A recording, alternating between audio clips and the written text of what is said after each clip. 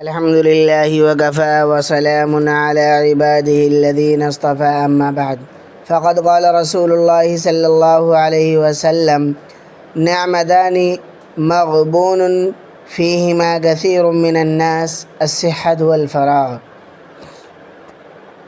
محترم معزز سامعین کرام، اللہ تعالیٰ نے انسان کو یہ آنکھیں دیکھنے کے لیے اور مشاہدہ کے لیے عطا فرمائی، لیکن کوئی نظارہ اور کوئی مشاہدہ اس وقت تک مفید نہیں جب تک اس سے کوئی سبق نہ لیا جائے اور اس سے کوئی عبرت حاصل نہ کی جائے۔ جن حضرات کو اللہ تعالیٰ نے دیدہ بینا عطا فرماتے ہیں، بصیرت عطا فرماتے ہیں، وہ لوگ آنکھوں کے سامنے پیش آنے والے ہر واقعہ سے سبق لیتے ہیں اور اس کو اپنے لیے سرمایہ عبرت بناتے ہیں۔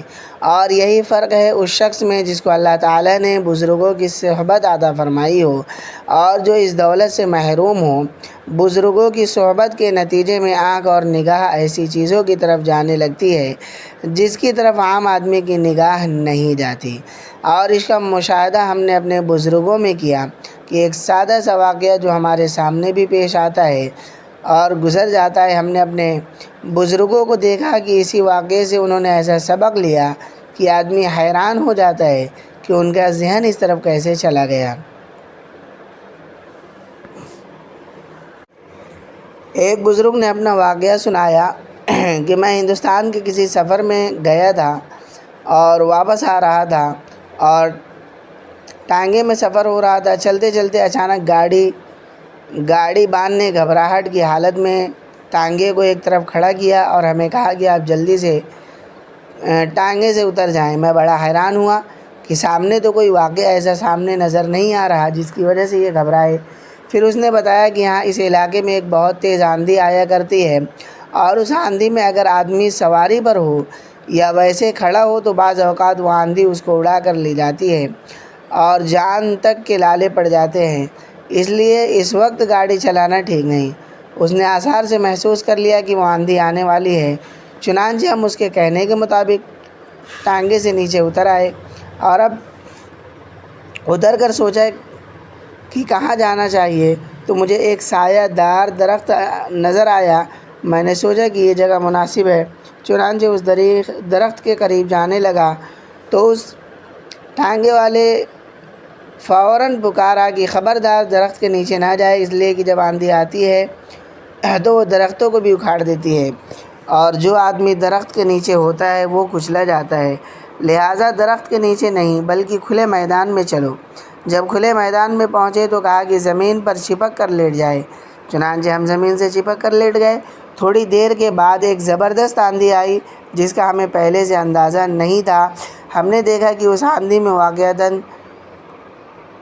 ٹیلے اڑے جا رہے ہیں اور درخت اکھڑ رہے ہیں اور گر رہے ہیں، اور ہم اسی حالت میں زمین سے چپک کر لیٹے رہے اور وہ آندھی ہمارے اوپر سے گزرتی رہی۔ تقریباً آدھے گھنٹے تک یہ سلسلہ رہا اور آدھے گھنٹے کے بعد موسم صاف ہو گئی، فضا صاف ہو گئی اور پھر اس گاڑی بان نے کہا کہ اب وہ آندھی گزر گئی ہے، اب دوبارہ ٹانگے میں سوار ہو جائیں۔ چنانچہ ہم دوبارہ سوار ہو گئے اور آگے کا سفر شروع کر دیا۔ واقعہ سنانے کے بعد میں نے اس واقعے سے یہ سبق لیا کہ سب سے پہلی بات تو یہ ہے کہ زندگی کے سفر میں کسی رہنما کی ضرورت ہے۔ اس رہنما کو پتہ ہوتا ہے کہ کب اور کس وقت اور کہاں آندھی آتی ہے اور کس طرح آتی ہے۔ اگر وہ رہنما ٹانگے والا نہ آتا تو ہمیں پتہ بھی نہ چلتا کہ آندھی آنے والی ہے۔ اس نے آثار سے اور قرائن سے بتا دیا کہ آندھی آنے والی ہے۔ اسی طرح زندگی کے سفر کے لیے بھی ایک رہنما کی ضرورت ہے جو پہلے سے بتا دے کہ تم آندھی کا نشانہ بننے جا رہے ہو، اسی سے بچنے کا سامان کر لو۔ اس واقعے سے دوسرا سبق ملا کہ ہم نے جو درخت کے نیچے پناہ لینے کی کوشش کی تھی لیکن گاڑی بان نے ہمیں درخت کے نیچے پناہ لینے سے منع کر دیا۔ اس سے یہ سبق ملا کہ یہ ظاہری سہارے جو دنیا میں نظر آتے ہیں ان کو سہارا سمجھنا بڑی نادانی ہے۔ اس لیے ظاہری سہارے ان آندھیوں کے موقعوں پر انسان کو اور زیادہ کچل دیتے ہیں، لہذا اس کے علاوہ کوئی راستہ نہیں کہ ان ظاہری سہاروں پر بھروسہ نہ کیا جائے۔ اگر ہم اس ظاہری سہارے پر بھروسہ کر لیتے تو مارے جاتے۔ تیسرا سبق اس واقعے سے یہ ملا کہ ان آندھیوں سے بچنے کا راستہ یہ ہے کہ اپنے آپ کو خاک میں ملا دیں اور زمین سے چپکا دیں کہ دانہ خاک میں مل کر گلے گلزار ہوتا ہے، یعنی اپنے آپ کو خاک میں ملا دے اور اپنا رشتہ اوپر والے کے ساتھ استوار کر لے۔ یہ ہے صحیح راستہ۔ اس کا نتیجہ یہ ہوتا ہے کہ اس کے بعد جو آندھیاں چلتی ہے وہ اوپر سے گزر جاتی ہے اور اس رہنما کی رہنمائی کے نتیجے میں وہ آندھیاں کوئی نقصان نہیں پہنچائے گی۔ بہرحال اس واقعے سے ہم نے 3 سبق لیے۔ ایک یہ کہ رہنما کی ضرورت، دوسرے یہ کہ ظاہری سہاروں پر بھروسہ نہ کرنا، تیسرے یہ کہ اپنے آپ کو مٹی میں ملانا اور اللہ تعالیٰ سے رابطہ استوار کرنا۔ آپ اندازہ لگائیں اگر یہ واقعہ ہمارے آپ کے ساتھ پیش آتا تو کیا ہمارا ذہن کبھی ان باتوں کی طرف جاتا؟ اس طرف ہماری اور آپ کی نگاہ نہ جاتی۔ لیکن جن لوگوں کو اللہ تعالیٰ دیدہ بینا عطا فرماتے ہیں، بصیرت عطا فرماتے ہیں، وہ لوگ دنیا میں پیش آنے والے ہر واقعہ سے سبق حاصل کرتے ہیں اور اپنی زندگی کی اصلاح کرتے ہیں۔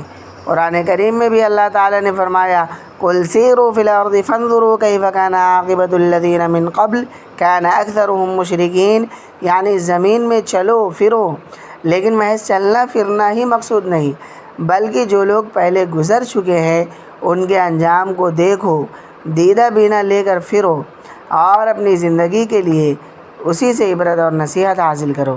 صحیح بات یہ ہے کہ ہماری زندگی میں پیش آنے والا کوئی بھی واقعہ ایسا نہیں ہے جس سے ہم کوئی نہ کوئی نصیحت حاصل نہ کر سکتے ہوں، لیکن بعض چیزیں ایسی ہوتی ہے جو زیادہ گہری نظر کا تقاضا کرتی ہے اور بزرگوں کی صحبت کے نتیجے میں اللہ تعالیٰ وہ نظر پیدا فرما دیتے ہیں، اور بعض چیزیں ایسی ہوتی ہے جو بالکل کھلی اور واضح ہوتی ہے، ہر انسان ان کو محسوس کر لیتا ہے۔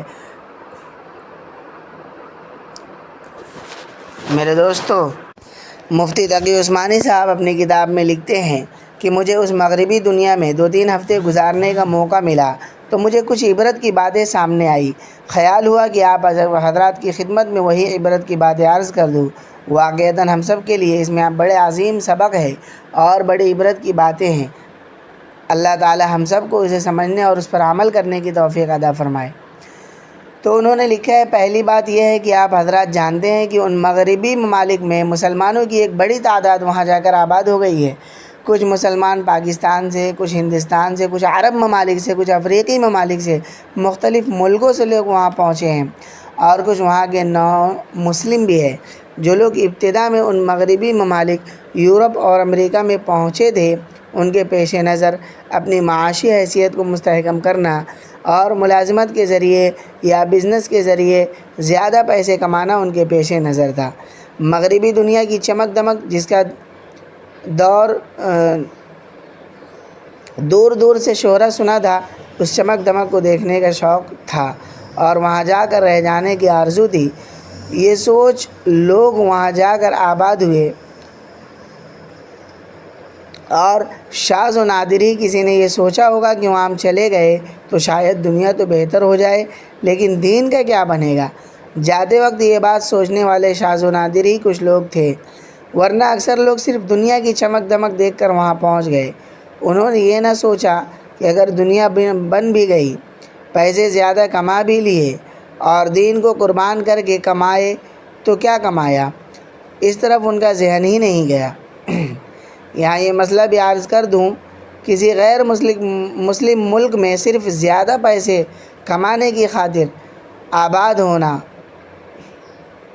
یہ شرعی اعتبار سے مکروہ اور ناجائز ہے۔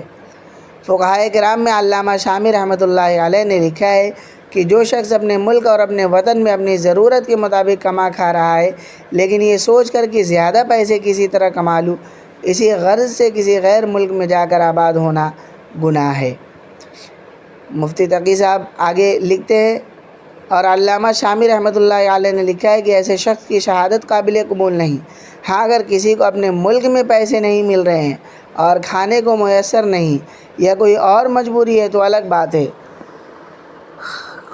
لیکن محض پیسے زیادہ کمانے کی خاطر، زیادہ دولت جمع کرنے کی خاطر وہاں جا کر آباد ہونا شریعت کے اعتبار سے جائز نہیں۔